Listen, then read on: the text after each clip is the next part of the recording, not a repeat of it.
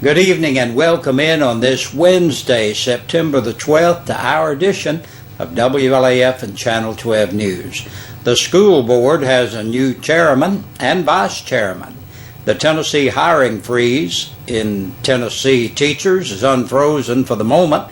3 new teachers are hired to meet minimum teacher-student ratios. And a Campbell County man is arrested again for making meth. We have these stories more coming up on your news at 5:30.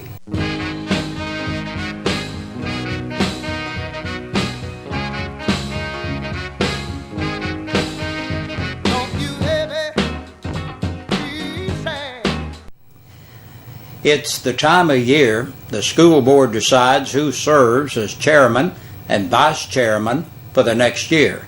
Mike Orrick and Homer Rutherford decided to hand the reins over to someone else. So, school board chairman Mike Orrick steps down at last night's regular monthly meeting for the Board of Education. Orrick, who represents the 4th District, served 2 years as chairman and successfully navigated Campbell County schools through some very rough waters.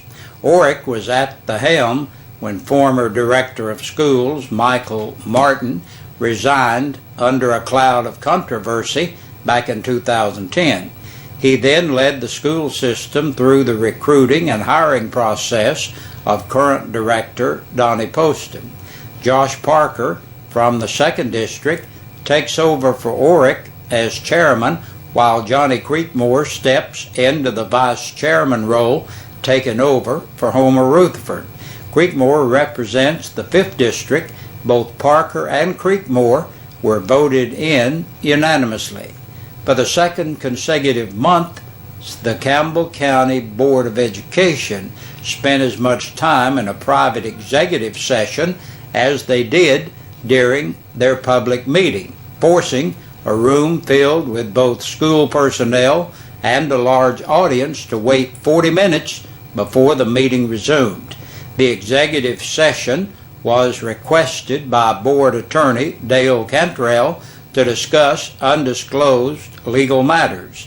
At the outset of the meeting, Rector Miller presented a plaque of appreciation to instructor David Miller and his building trades class at Campbell County High School for their work in completing the new La Follette Learning Academy in the remaining part of the former East La Follette Elementary building.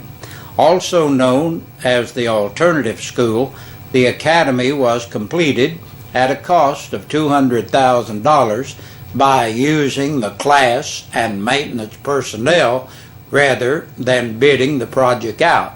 Using a general contractor and outside labor would have placed a price tag on the building closer to $400,000, Miller pointed out. The board promptly approved several budget amendments, including final costs associated with the Learning Academy, diversion of the proceeds from the sale of the former Stony Fork School to pay for surveillance cameras and equipment on school buses, and the hiring of 3 additional teachers to meet state minimum teacher-student ratios. The board spent a considerable amount of time, however, before finally approving another expenditure to replace the damaged gym floor at Jacksboro Elementary. The floor, which poses a physical danger and cannot be used according to Director Donnie Poston, was not specifically included in the capital project's budget because it was not listed, although sufficient funds exist in that category to cover costs. The board had to approve the project.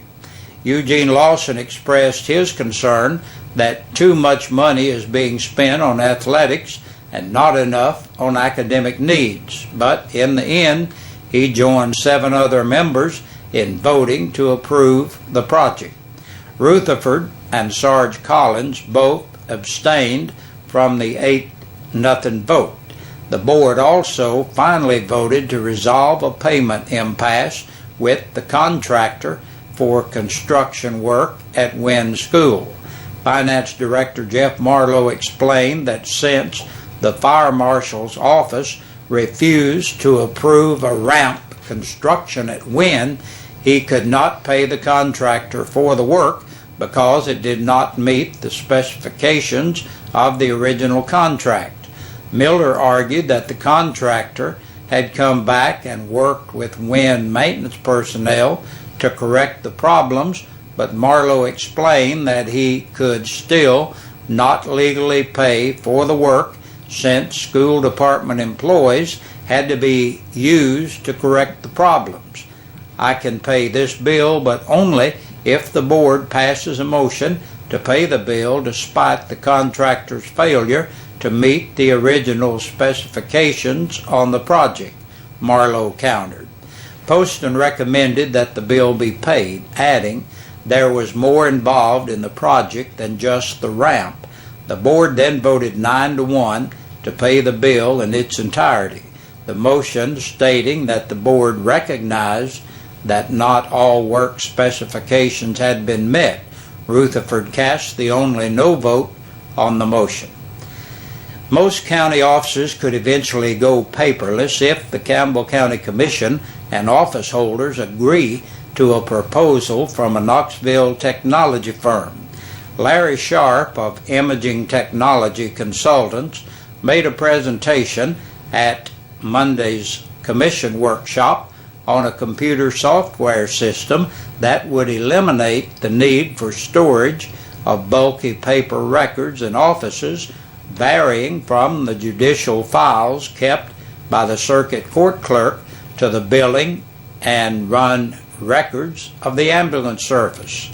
ITC offers a lease option that would include document storage and retrieval, audit trails, and security systems for all courthouse offices and departments. Sharp explained the measure. Despite positive comments from both Circuit Court Clerk Bobby Vann and Ambulance Director Danny Shekels, commissioners were not ready to jump on board without further review of the plan.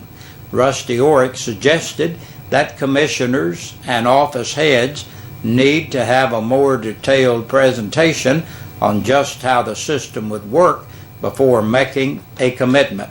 County Attorney Joe Coker had questions as well, such as whether county employees would have to interrupt their other work to help members of the public access public records once everything is restricted to computer storage.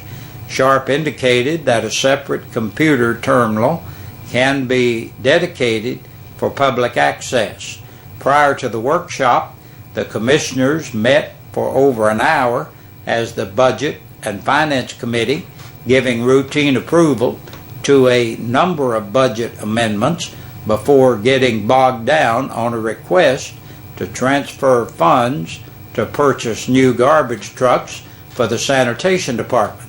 In the end, after 40 minutes of discussion, questions, and answers, the Commission still couldn't agree on whether the need is critical enough to warrant expense.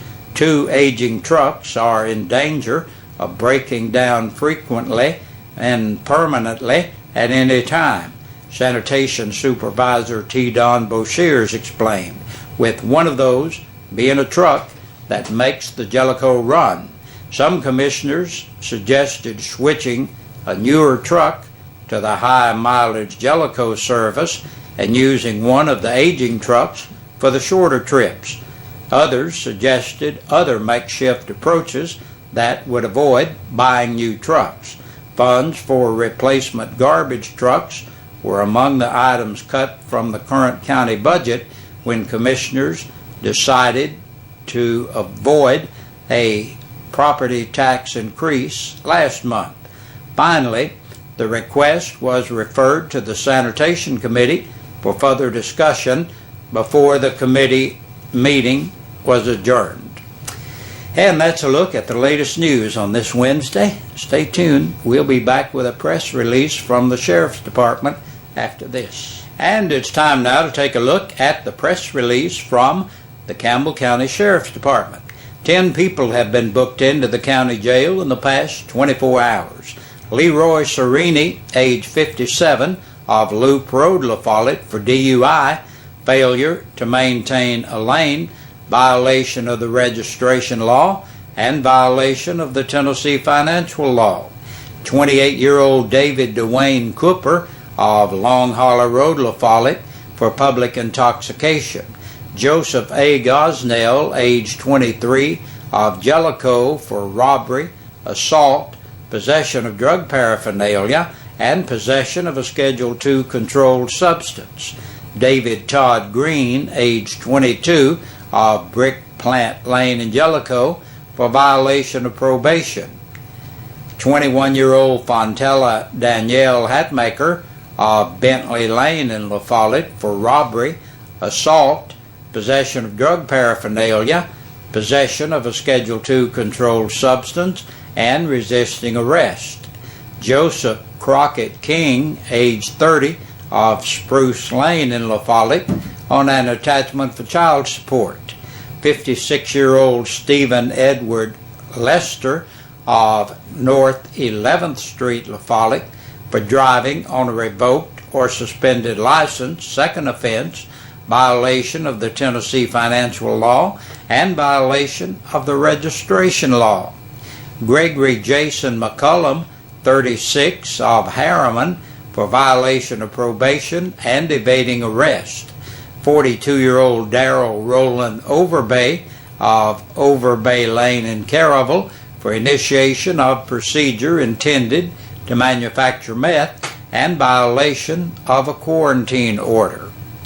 And the last name on today's report is Tammy Carol Wallace, 34, of Brook Place Lane in La Follette, for driving while suspended, violation of the seatbelt law, and violation of the Tennessee financial law.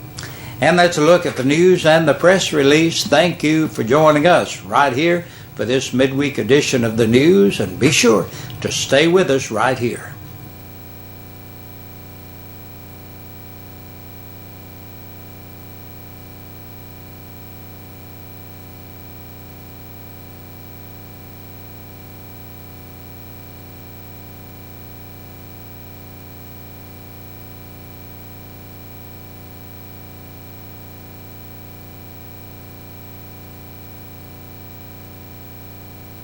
Good Wednesday evening, Campbell County. Jason Shockley here with you for your WLAF and Eastside Pizza and Deli Birthday Club.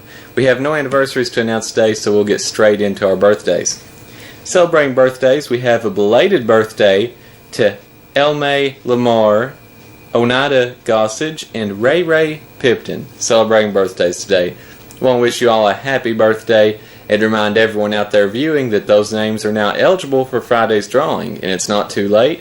You can call, email, or fax us anytime this week. Be eligible for that drawing and 2 free dinners from Eastside Pizza and Deli. We thank you for tuning in and invite you to stay tuned. Your news continues after this.